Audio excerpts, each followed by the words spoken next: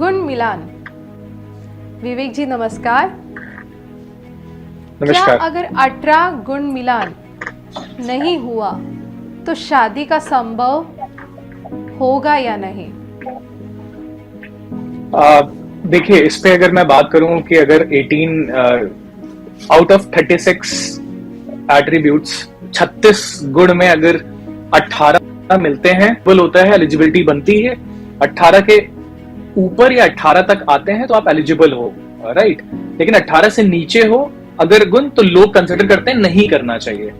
तो इस पे एक चीज मैं ये बोलूंगा कि ये गुण मिलन एक बहुत हाई लेवल और एक बहुत जेनरिक मैच है, जो कि आप ऑनलाइन भी कर सकते हो। आप जस्ट गूगल करो गुण मिलन एंड जस्ट आप अपना डीओबी डिटेल्स, लड़का और लड़की का डालो, सारी डिटेल्स, यू विल फाइंड कि भाई गुण मिलन कितना आ रहा है। ये तो बहुत इजी है, कोई भी कर सकता है। तो हम एक एस्ट्रोलॉजर का कंसल्टेशन क्यों इतना इंपॉर्टेंट है, और मैं ये बोलूंगा कि क्यों इस पे बहुत लोग ये सोचते हैं 18 से नीचे तो शादी नहीं करनी चाहिए। इस पे ये एक मिथ है। बहुत जरूरी है ये समझना कि गुण मिलन तो एक ओवरऑल हाई लेवल स्कोर है, बट जब आप इन डेप्थ एक कुंडली में जाते हो तो चंद्र प्लेज अ वाइटल रोल। चंद्र जो ग्रह है वो बात करता है इमोशंस के बारे में, वो बात करता है मन। चंद्र जो प्लैनेट है उससे हम जातक का मन देखते हैं, माँ देखते हैं। चंद्र को हम समुंदर से भी डिनोट करते हैं। समुंदर जिस तरीके से स्थिर नहीं रहता, उसी प्रकार एक जातक का मन भी स्थिर नहीं हो सकता। तो मन मिलना इज इंपॉर्टेंट।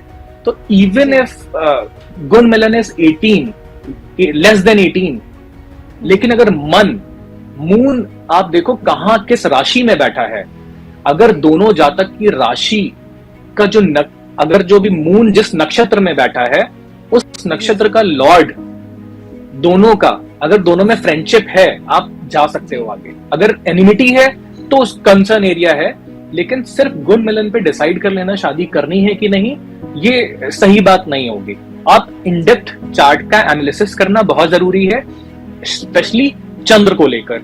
मेल, अगर वो मेल है तो उसका हमें शुक्र देखना है, क्योंकि शुक्र एक रिस्पॉन्सिबल ग्रह है एक पुरुष के चार्ट में, उसके वाइफ को लेकर, कि उसकी वाइफ, शुक्र अगर अच्छा स्थिति में है तो मतलब उसका वाइफ और उसका विवाह अच्छा होगा। पैरेलली हमें चंद्र भी देखना है। अगर हम फीमेल की बात करें तो उसके में बृहस्पति कारक हो गए। तो एक फीमेल के चार्ट में बृहस्पति देखना है, पैरेलली मून भी देखना है, राइट। तो ये दोनों चीजें हमें देखनी है। अच्छा, अब मैं गुण मिलन पे वापस आता हूँ। बहुत लोगों का गुण मिलन होता है 26-27, राइट।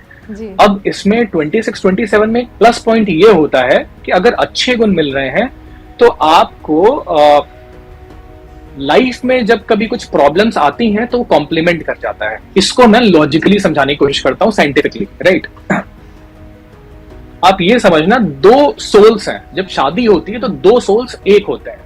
अगर एक दुखी है तो दूसरा भी दुखी होगा, वो खुश नहीं हो सकता, राइट। मतलब अगर एक खुश है तो दूसरा भी खुश होगा।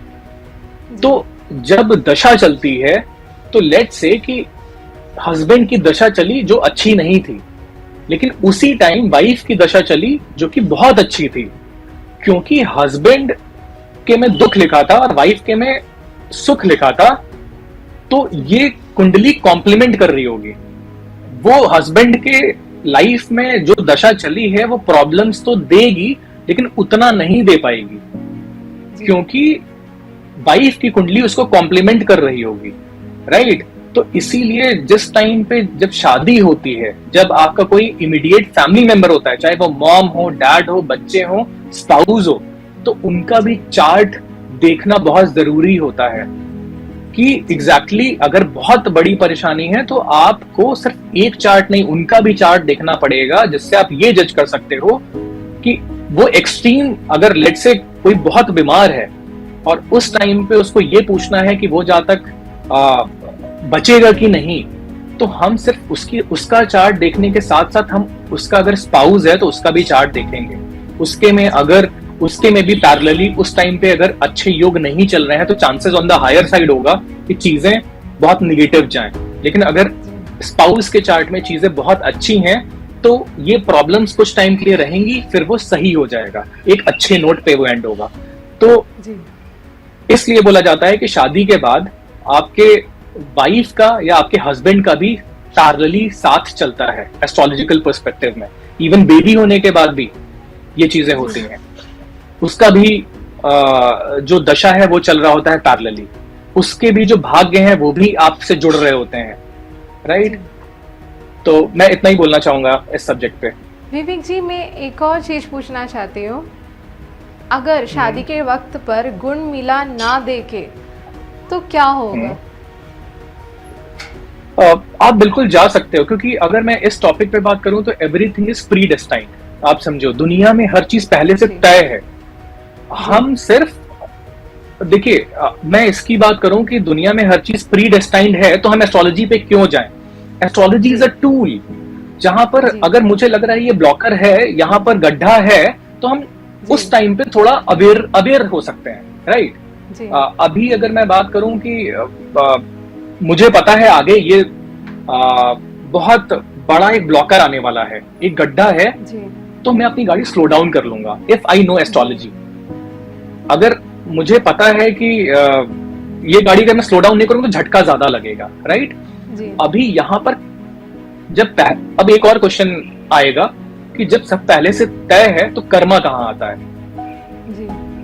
जब पहले से सब कुछ तय है, अगर जो चीज घटित होनी है, लेट्स से 10 दिन बाद कोई चीज घटित होनी है इस जातक में, तो वो घटित होकर रहेगा, उसमें कोई दो राय नहीं। लेकिन वो जब घटित होगा, अगर उसका एक्सीडेंट होना है एग्जाम्पल, तो एक्सीडेंट होकर रहेगा, लेकिन एक्सीडेंट में उसकी मौत होगी कि एक्सीडेंट में वो सिर्फ हल्का सा उसको स्क्रैच आएगा, ये कर्मा डिसाइड करेगा, राइट। मतलब कर्मा एस्ट्रोलॉजी के ऊपर है, बट अगेन मैं बोलूंगा सब कुछ पहले से प्री डेस्टाइन्ड है। Karma plays a vital role, where in ये होता है कि भाई आप कर्मा करते, आपके पेरेंट्स के भी कर्मा काम करते हैं। जहां पर आप अभी बैठे हो, जहां पर अभी मैं बैठा हूं, जहां पर जो व्यूअर्स हैं वो बैठे हैं, वो इसलिए बैठे हैं क्योंकि वो सिर्फ अपने कर्मा के बदौलत नहीं है, अपने पेरेंट्स के कर्मा के बदौलत है, अपने एंसेस्टर्स की कर्मा के बदौलत भी, राइट। तो इसीलिए आप देखोगे कुछ कुछ के चार्ट्स में पितृदोष भी आता है, तो बहुत जरूरी होता है उसको हमें प्लीज करना, अपने एंसेस्टर्स को प्लीज करना, उनको खुश करना।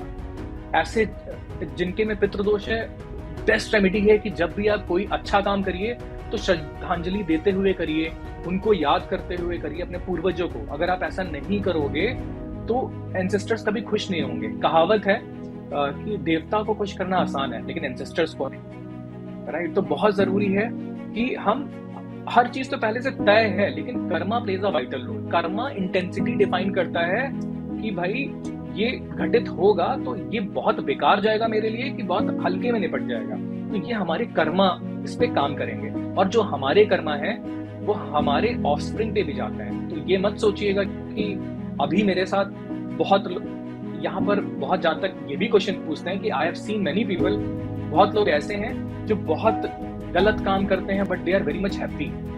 दे आर हैप्पी रीजन बीइंग क्योंकि उनके माँ बाप और उनके पूर्वजों ने कुछ अच्छे कर्म किए होंगे, बट ये जो कार्य वो कर रहे हैं वो इनको इसी लाइफ में हो सकता हो भुगते। अगर ये नहीं भुगत रहे हैं तो इनके ऑफस्प्रिंग, इनके बच्चों पे जरूर आएगा। क्योंकि साइंस में कहावत है, energy can neither be created nor be destroyed. Energy को क्रिएट नहीं किया जा सकता, ना ही डिस्ट्रॉय किया जा सकता है, बस ट्रांसफॉर्म किया जा सकता है। तो न्यूटन का यहाँ थर्ड लॉ एप्लीकेबल है, एक्शन एंड रिएक्शन। जो आपने एक्ट कर दिया वो आप वापस नहीं ले सकते, वो कर्मा आएगा ही आएगा, चाहे जहां पर भी आएगा, राइट। तो ये बहुत जरूरी है कि आप एस्ट्रोलॉजी को बुकिश और इस पर्सपेक्टिव में मत लीजिए, लॉजिकली उसको समझिए। I have spent almost 10+ years इसको समझने में, लॉजिकली फील करने में। क्योंकि एक और मैं एग्जांपल दूंगा कि ये कलयुग है, तो मुझे ये एस्ट्रोलॉजी 10,000 साल पहले लिखी गई और उस टाइम पे जो लिखा गया वो उस टाइम के हिसाब से इंटरप्रेट किया जाता था। अभी कलयुग है तो हमें कलयुग के हिसाब से इंटरप्रेट करना है, राइट। तो जी अगर मैं कलयुग से पहले के युग की बात करूं तो जुपिटर का बोलबाल था, जुपिटर इज विजडम, नॉलेज। जिसके पास ज्यादा नॉलेज थी उसकी इज्जत थी। लेकिन कलयुग है, जी कलयुग में जिसके पास नॉलेज है उसकी इज्जत नहीं है, जिसके पास पैसा है, जिसके पास पावर है, उसकी उसकी इज्जत है। तो कलयुग में दो प्लैनेट्स का वाइटल रोल है, that is Venus and Rahu.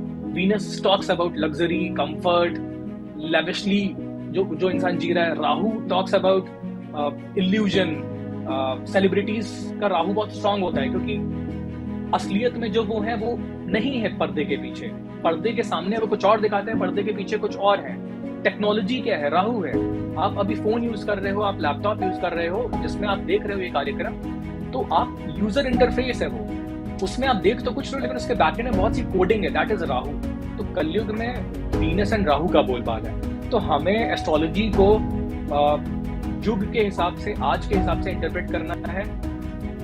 जैसे कि मैं एग्जांपल दूंगा, ओल्ड स्कूल टाइप्स जो बिजनेस हैं, अगर वो ट्रेडिशनल ही अपना बिजनेस चलाएंगे तो वो आगे नहीं बढ़ पाएंगे। जरूरी है कि आज के हिसाब से वो अपने आप को अपग्रेड करें और उस हिसाब से चीजें आगे बढ़ाएं। वैसे ही एस्ट्रोलॉजी है, हमें एस्ट्रोलॉजी को इस तरीके से इंटरप्रेट करना चाहिए आज के जमाने से। विवेक जी, गुण मिलान और इंसान उस गुण मिलान को भरोसा करना और हमें वक्त के साथ अपग्रेड होना, ये सब बताने के लिए विवेक जी बहुत बहुत धन्यवाद। Thank you so much.